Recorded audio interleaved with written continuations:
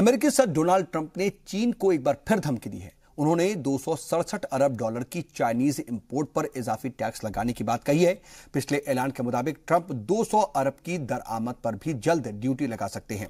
अगर ट्रंप नए टैरिफ को लागू करते हैं तो कुल 517 अरब डॉलर का चाइनीज अशिया टैक्स के दायरे में आ जाएगा। अमेरिका 50 अरब डॉलर के इंपोर्ट पर पहले ही टैरिफ लगा चुका है। पिछले साल अमेरिका ने चीन से 505 अरब डॉलर का सामान इंपोर्ट किया था। हालांकि पिछले साल के मुकाबले इस साल जुलाई में 9% ज्यादा दरामद की। ट्रंप के नए ऐलान से अमेरिका और चीन के बीच ट्रेड वॉर तेज होने के भी आसार बढ़ गए हैं, क्योंकि चीन जवाबी कार्रवाई जरूर करेगा।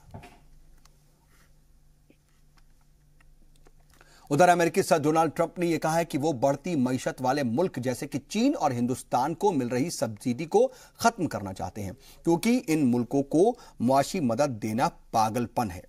ट्रंप ने कहा कि वो अमेरिका को भी तरक्की पजीर मुल्क मानते हैं और चाहते हैं कि किसी भी मुल्क के मुकाबले अमेरिका ज्यादा तेजी के साथ आगे बढ़े। बता दें कि डोकाटा में एक प्रोग्राम से खिताब करते हुए उन्होंने WTO पर चीन को सबसे बड़ी मुआशी ताकत बनने का इल्जाम लगाया। डोनाल्ड ट्रंप ने कहा कि अमेरिका, हिंदुस्तान और चीन जैसे मुल्कों को पैसा देता है। यही पूरी बात पागलपन है, लेकिन हम इसे रोकने वाले हैं। वाज़ेह है कि अमेरिका का तिजारती घाटा बढ़ता जा रहा है। यही वजह है कि ट्रंप तरक्की पजीर ममालिक को दी जाने वाली सब्सिडी बंद कर रहे हैं। और वर्ल्ड न्यूज में आज के लिए बस इतना ही। बने रहिए जी सलाम के साथ।